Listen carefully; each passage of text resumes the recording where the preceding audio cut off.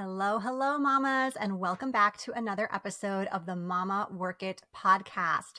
I'm so glad you're here. If you are new in these parts, Mama Work It is where we support women in the juggle of mom life, work life, wife life, fill in the blank life. And I'm your host, Marissa Lonick. So today we have a very special guest. Her name is Jaime Villalovos. Jaime is a resilient mompreneur whose journey began from humble beginnings in a small Montana town. She then became a Deca millionaire and now showcases the embodiment of grit and success.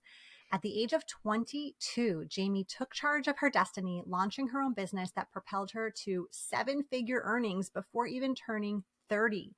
Today, she stands among the leading females in the financial industry.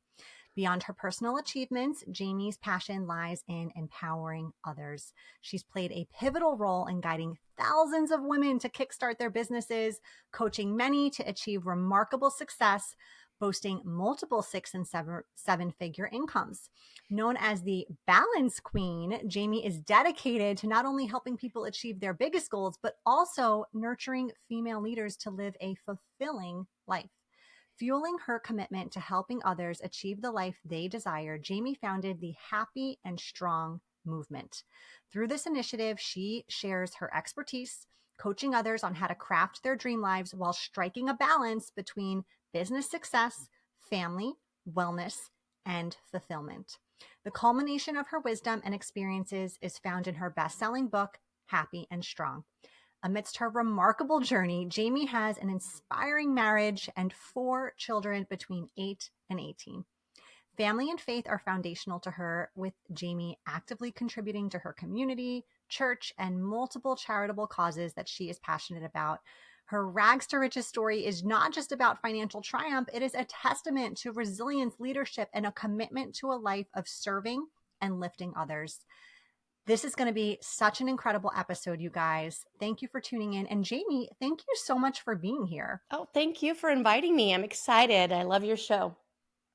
Great. All right. So I would love to just get started and hearing a little bit more detail about that journey from that small town in Montana to becoming this 7-figure entrepreneur all in your 20s, which is pretty incredible. Can you share that with us? Yeah. Well, I grew up it was a very tiny town, about 225 people is the population now. So very tiny. Wow. We grew up on, welfare, WIC, those things.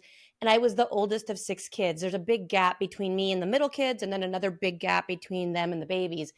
And I always kind of had a lot of responsibility in the house. And I just noticed growing up that there just wasn't really opportunities for women. And I wanted to have a better life for my kids. I wanted to be able to also help my family, my younger siblings, my parents. And so I moved out to California with the idea of paying my way through college, being able to send money back home to my family.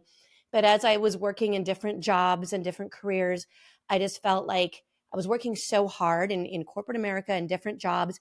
And I wanted to be able to have something that I could have the lifestyle I wanted, be able to make the contributions I wanted, but also have control of my time so that I could put my family first. Being a mom was really important to me.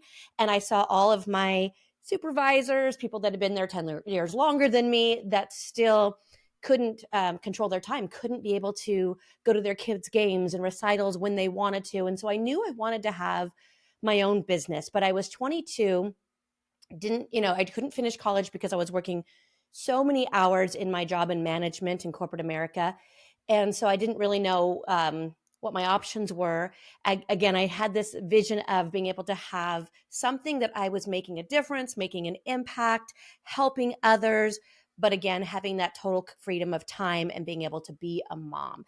And so I didn't know what I wanted to do. And I actually was lucky one day when I was at the gym and a lady had come into the gym who had never worked out before. She had just had her second child. And we were talking and I was showing her around and helping her with different machines and stuff at the gym. And she's like, "Oh, you're so nice. You're so good with people. Have you ever thought of having your own business?" And I'm like, "Well, yeah, I've been trying to learn this and trying to do that and trying to do a little side thing." And she's like, "Well, come and meet my husband." And I came in and to the financial industry actually back, so long ago. And I thought, wow, this sounds something I could do where I could make good income, but always be helping others. But again, get to a point where I could have a business.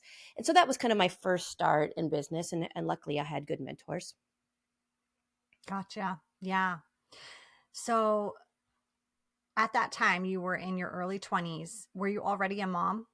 No, I wasn't. My responsibility was for those kids in Montana. They were still very young. Mm-hmm. I was 22. I was working like 11 hours a day typically at my job. Wow. And I Yeah. and I honestly my mindset was like, I can't even meet a guy. I have no life, let alone, think Yeah. about when I have children of my own. And for some reason that was just such a big um like vision in my mind of the lifestyle that I wanted. I wanted to have a better life than I had growing up. Again, growing up in a little trailer on the edge of town. Sometimes I don't know if anybody's had been to northeastern Montana in the winter. It's like Alaska. The Alaska winds cut right through there. And I remember one time in Montana waking up in the winter before school in high school and seeing my breath. It was so cold. And I'm thinking, oh my Mm. gosh, are we that poor that we don't have money for propane? You know what I mean? I had this fear that we weren't okay. You know what I mean? And I remember getting my sisters up and bringing them to the bathroom and singing songs with them and doing their hair and just trying to make them feel safe and okay. And I just had this overwhelming feeling because I would hear my parents arguing about money at the kitchen table. That I never wanted to have that in my home. When I had kids, I wanted peace, I wanted happiness, I wanted security, I wanted, a different spirit in my home, and I didn't want my kids to kind of grow up like that. So I wanted to have a better, I guess, financial stability. But again, I also wanted to be able to be there at those games and be able to travel with them. And so I knew that, first of all, I needed to have more opportunity, but then I also needed to have my own business. And I know that there's a lot of moms that they love being a stay-at-home mom and they love being at home with their family. And I wanted the same thing. But then there's some moms that really need to make money outside of the home. They need to contribute to the bills. And then there's others that just really have passions, maybe contribution goals, or other things that they want to do outside the home. And I wanted to kind of have both. Yeah. Makes sense. So you built this foundation with the big picture vision that you knew you were going to be a mom one day. You'd sort of taken on that maternal role for your younger siblings and really just Yeah. wanted to shift that in your own nuclear family onward. Yeah. So you've got 4 kids. Hmm. You're a successful entrepreneur running a 7-figure business. How Yeah. do you make sure? Because you said you're the balance queen, right? So how do you make sure your kids, your Yeah. partner, they know that they're the most important thing in your life? Like, Yeah. even though I imagine you're probably busy also working on business and work Yeah. goals. Yeah, I have multiple businesses. In the beginning, like you asked, I didn't have kids. So I thought, gosh, I better pour myself into this thing in the beginning and learn all this stuff.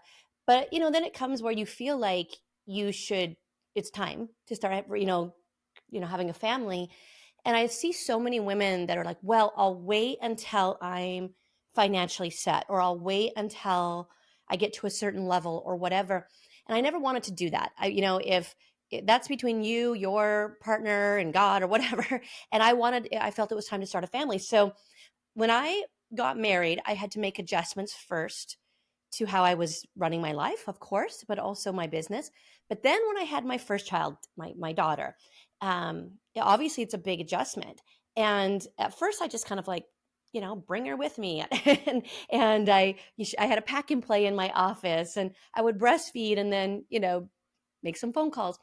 But then I think when she was about 18 months old, I started having the feelings, the mommy guilt, the questions, the distraction in my mind of like, am I doing the right things? Am I spending too much time away from my business was one question. Am I Mm-hmm. doing this right? And then also, am I spending enough time with my daughter? Am I a good mom? All these questions that women go through. She was about 18 months old, and that was the first time I ever really was distracted with not having clarity with what's next or what do I need to be doing. And so I kind of was seeking out different mentors on this, people that did have successful, families and business, and they had peace of mind and happiness in their homes, and had already done it. And so I had to make adjustments and just kind of put tweaks in there, so that instead of the distraction or the questioning or those feelings of anxiety or whatever, it was replaced again by peace. Like, yes, I am doing the right things. So I had to change my schedule. Then I had my second child. Second child was kind of like, just throw another log on the fire. It was just, you know what I mean? It wasn't that big of a change. But wow, was number 3 a change? Like, you have 4, right? 3 is Yes. the hardest, I think. 3 was like, I'm totally outnumbered here. And I really had to make adjustments in my business. By the time I had number 4, I was kind of already had figured it out. It was actually, I felt 4 was easier than 3. But to answer your question, as far as how do I make sure that they are feeling that they are the most important, I coach a lot of people, especially women in business, on this one subject, where if you're going to win in business, you want to be successful, you want to, I don't know, whatever your goal may be. And maybe it's 7 figures, maybe it's just hitting certain goals that you can bring income into the home. But if you want to win in business and you have a family, you have a spouse, you have kids, they should be your reasons why you win, not your excuses that constantly pull from the success or make you fail, right? So, I have, when I got married, what we did was, so many people say, well, I need my spouse to be on board. I need my spouse to be to supportive. I don't think that you really need your spouse to be involved in your business. I'm motivated enough for both. Luckily, my spouse is very supportive, but we always have been on the same page. So you get your spouse, let's say your business is selling girly stuff on Etsy, right? Like, cute stuff on Etsy. I don't think your male spouse is going to be like, yeah, let's, I'm so involved in this. But what he would be involved in is where that business is going to take your family in the future. So you get your spouse involved by saying, what's our dream life? What's our common vision? Where are we going? What do we want for our goals for our parents? What do we want for our goals for our children, for our grandchildren, and the life that we want to live? And that could be in your spiritual life, in your family life. It could be short-term, long-term, dreams, big dreams, small goals, paying off the debt, savings, retirement by a certain age, whatever it is. So you have this common vision that you're both excited about, and you're a team moving towards it. Okay. So that's number 1. Then as you have a family, my family's always, we have our family vision, our family mottos, where we are a team moving towards, this dream life that we want as a family. So they are included, number 1. But number 2, I think this is really important. They are my whys. And so you can't go to your spouse and say, oh, I'm doing this for you. As much as you say it, oh, I'm working so hard for our family, for our kids to have a better life than we did. You're saying it, but if they don't feel it, it doesn't mean it. It doesn't mean the same thing. So what I do is I do make them a priority. Where you put your time is where your heart is. So I have my own calendar, my own planner, right? And you open up your planner and you put in, like Stephen Covey used to say, the big rocks. I don't know if you remember from the 70s, Stephen Covey was the best at time management. He said, you put your big rocks in first. What are the big rocks? Well, they're my little getaways, mini honeymoons with my husband. They are my big conventions that I have in my business, or some, the bigger events, or the retreats and stuff that I do for my business. But they're also the mommy dates, the date nights with my spouse.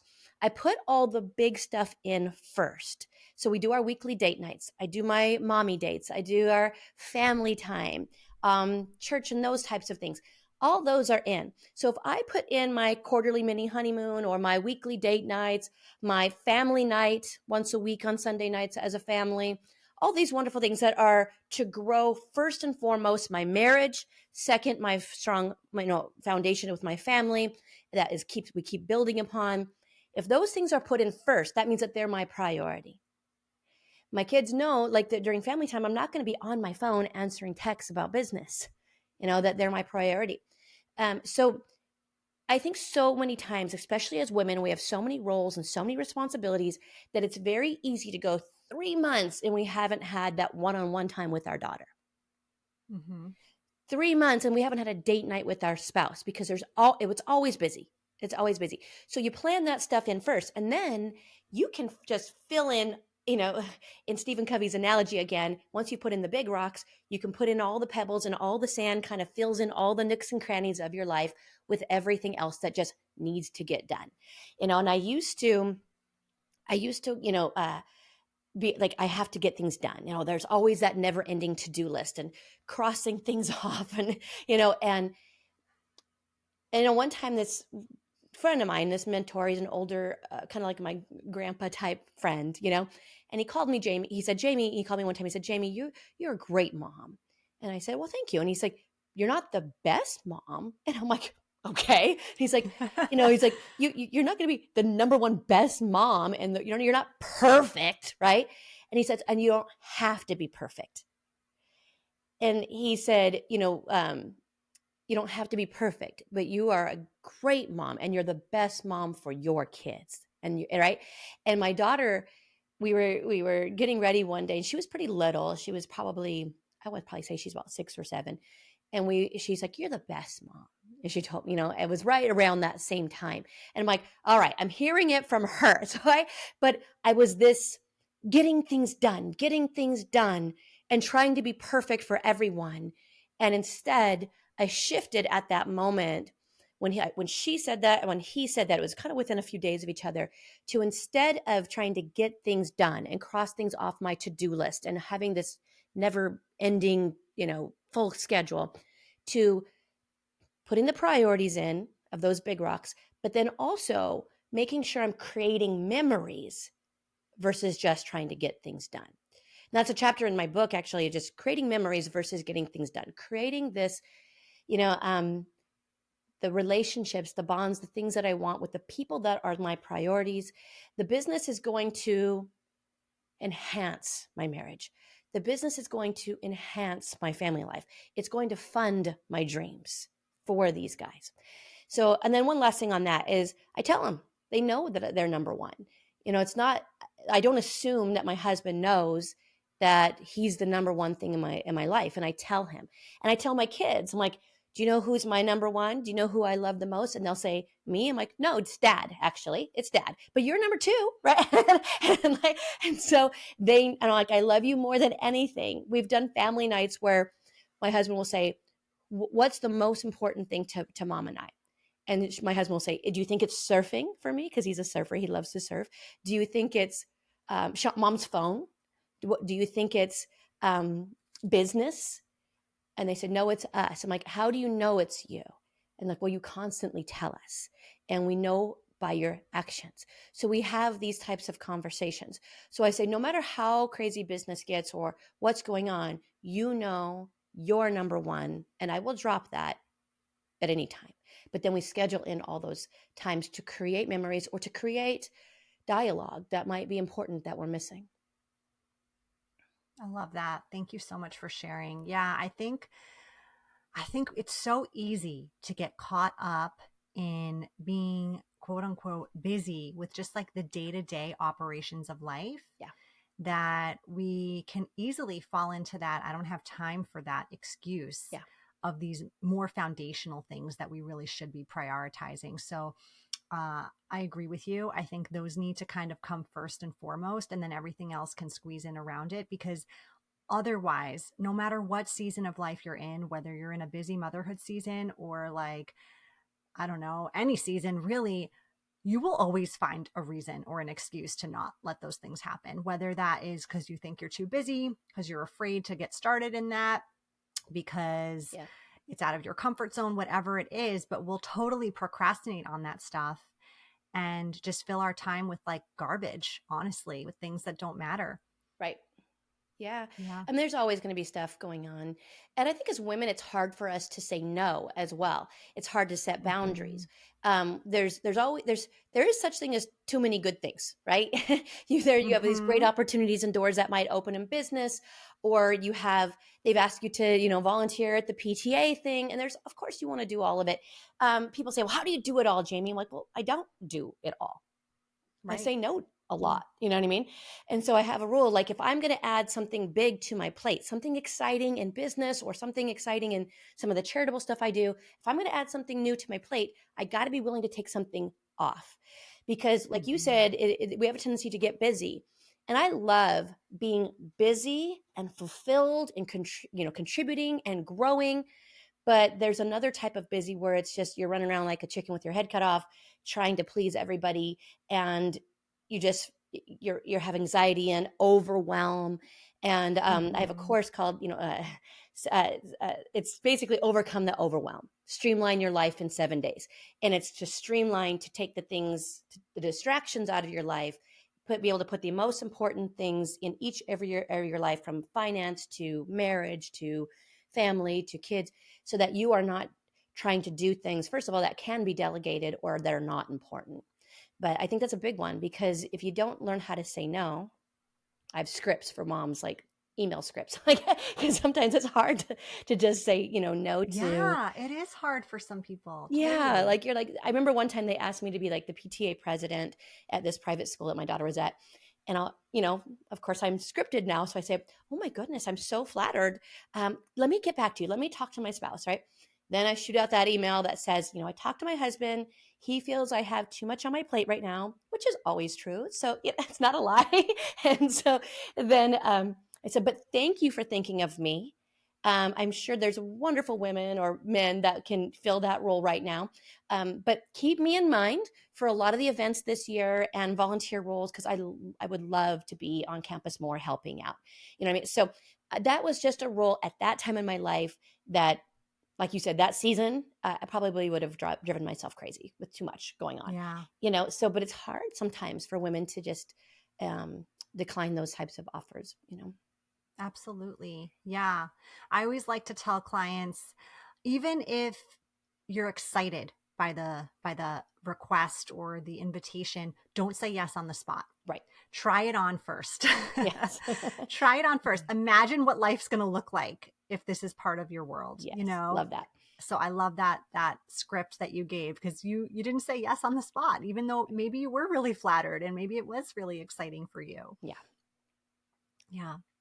I'm curious, how has running a business with your husband Mm. affected your marriage?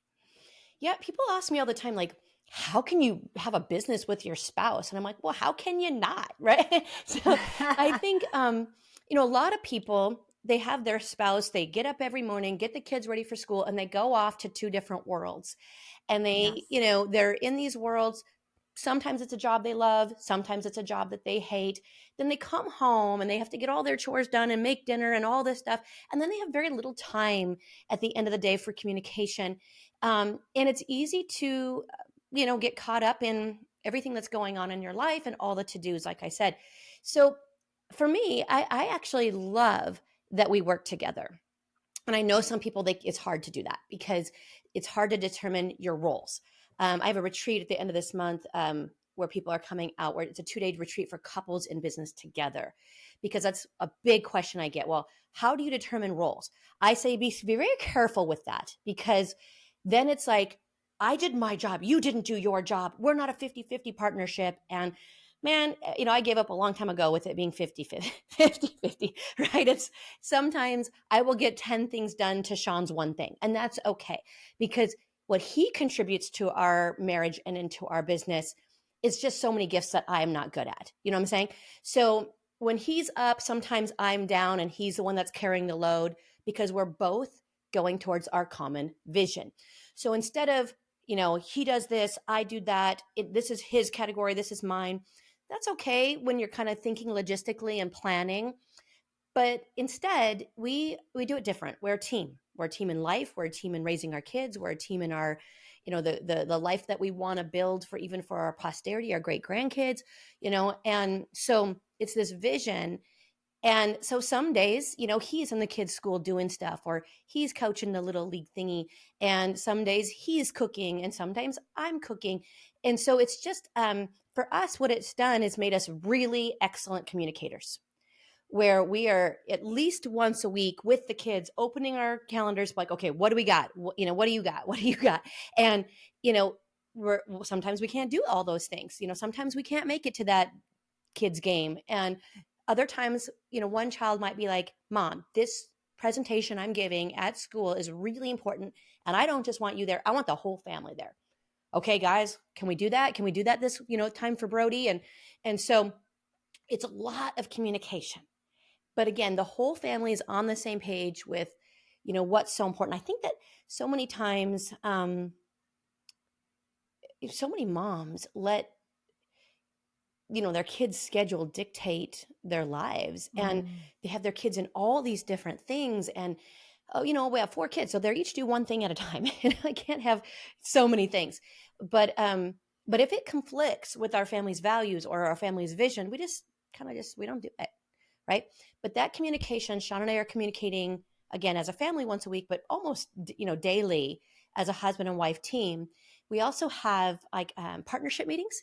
And a lot of times it's Sunday night once the kids go to bed, and we'll have a partnership meeting. We're partners again in business and in life. So we'll have these topics. Could be home, like everything going good in the home, everything going good with the finances, right? It could be the children. Hey, anything up with any of the kids? Anything I need to pay attention to? You need to pay attention to? Yeah, so-and-so was kind of moody. What's going on with that? Right? So we'll have these conversations. So it's helped our communication. And then we keep each other dreaming bigger. If I kind of get on a kick health-wise, you're like, yeah, I need to step up my game too. And so we are there to support each other when we're down. So is it always easy? No. Have we disagreed on things? Yeah. But I mean, I think that's, no matter what, you're going to have, partnerships where maybe you disagree or whatever, but we are each other's biggest fan. We're each other's, we bounce ideas off each other first. But again, we're kind of stay out of the small thinking, and we're constantly chasing the dream or chasing the vision. And then we, of course we have to get the stuff done each day. And so I don't know, we both kind of know what we're good at, and whatever we're not good at or we don't like, we try to delegate if we can, now that we have money. Of course, when we didn't have money, we had to do all of it. But once we started making money, then hire a bookkeeper, or just the stuff that we don't want to do. Right. Thank you so much for sharing that. When you were saying, are there moments where we disagree? Of course, it made me think of, recently I was chatting with someone about, he was watching like 2 business partners discussing the business, at a conference or something. And somebody asked the question, like, do you always agree as business partners? And one of the partners said, well, no, if we always agreed, what would we need a partner for? Yeah. And I thought that made perfect sense. Like, you do want someone to challenge your opinion and make you think differently sometimes in business, whether that's an actual marriage and partnership in your personal growth, or in your business and your professional growth. So yeah, your partner isn't there to just yes you to death with everything, right? You need to kind of have opposing opinions sometimes in order for innovation to happen and growth and success. Yeah, I love it. Actually, I'm a guest speaker next week in Vegas, and they've asked me to train or teach on this topic of how do you get your spouse involved in your business and work together. And this company wants more of that in their company, because it is beneficial, I think. Because if 2 people with a common vision are working together, it breeds so much more power than even 10 people. 10 employees. You see what I'm saying? So 2 people with a common vision, excited, encouraging one another. I think the spouse can make or break you in business. They could be your biggest advocate, cheerleader, but they could also be the most resentful and discouraging and take you out of the game too. Yeah, I agree with you on that. Absolutely. All right, Jaime. Well, this has been such a good conversation. I kind of don't want it to end, but I'm going to move into our lightning round now, where I'm going to ask you just some fun, random questions, just so our listeners can get to know you a bit more personally. Are you ready? Sure. Okay. Tell us, Jamie, what book are you reading right now? Oh my goodness, I have a few. I'm reading uh, a couple different books right now. I'm reading a parenting book. Um, there's some of my favorites. Where is it? The Happy Family. Happy Family by Linda and Richard Eyre. I'm reading that one again because, again, I'm doing some stuff. I'm doing a retreat for couples at my house. Jay Shetty's book, his newer book, The Love One. I'm reading that one right now. And uh, then The Power of One by Ed Milet, because I'm coaching some of his people on some stuff on that. Awesome. Thank you so much for sharing. Those sound like awesome reads. Let's see. If you could only eat one food for the rest of your life, what would it be? Calories don't count. Probably chocolate chip cookies. Chocolate chip cookies are Not a bad my choice. comfort food. I love it. Yes. My little 15-year-old son, he's a really good baker, and he will make me chocolate chip cookies. I don't know. That's probably my go-to. That's awesome. I love that. What if they made a movie about your life? Who would you want to play you? I don't know. Maybe Ashley Judd, just because people always told me when I was younger that I look like her. I don't know. So Yeah, that's a great choice. Absolutely. What's one app you can't live without? Oh gosh, what is it called? It's a group text app, group communication app. I can't remember what it's called. I think it's called Send Hype. Because in my different businesses, I have one business, I have a lot of agents. Then I also have groups of like smaller leadership groups. Then I have groups of like family groups. And so I love being able to, I send a lot of messages, a lot of phone calls too. I mean, I'm just really big on communication. I'm a heavy communicator. I kind of have this mindset in business where, you know, almost like if you think of a farmer with irrigation system, like you have to be able to get the same message to the very last plant in the very last row. You know what I'm saying? So I need communication tools, and I think that I couldn't live without that one. Being able to get 1,000 messages out in seconds. Yeah, sounds really, really helpful, especially in the juggle of what you're doing Yeah. on a day-to-day basis. Yep. All right, finally, what is something most people don't know about you? I don't know. I had a nickname when I was little called Peanut, and then when I became a young adult, my nickname was Inga. They called me Inga. I don't know. I worked at a gym, and I was in very good shape, and I worked out every day just to get the stress out of working in that place. And I was a little buffer back then. I don't know. Awesome. Okay, so now we know all your multiple ways you respond to. Yeah. Great, Jamie. Well, let our listeners know where they can find you before we wrap up. Yes. Well, happyandstrong.com is a good place to kind of just see some of the different instructions. There's some cool, for the female entrepreneurs, there's some free classes on there that some of my mentors like Ed Milet are coaching of how to build a business, but have balance and happiness. So that would be a great place, happyandstrong.com. Oh, of course, Instagram is at jamie.villalovos, and I'm constantly giving tips for entrepreneurs and women in business there too. Great. Well, thank you so much, Jamie, for taking the time to be on the show, for sharing all your wisdom, your insight, your story. We so appreciate it. Awesome. Nice to spend some time with you guys.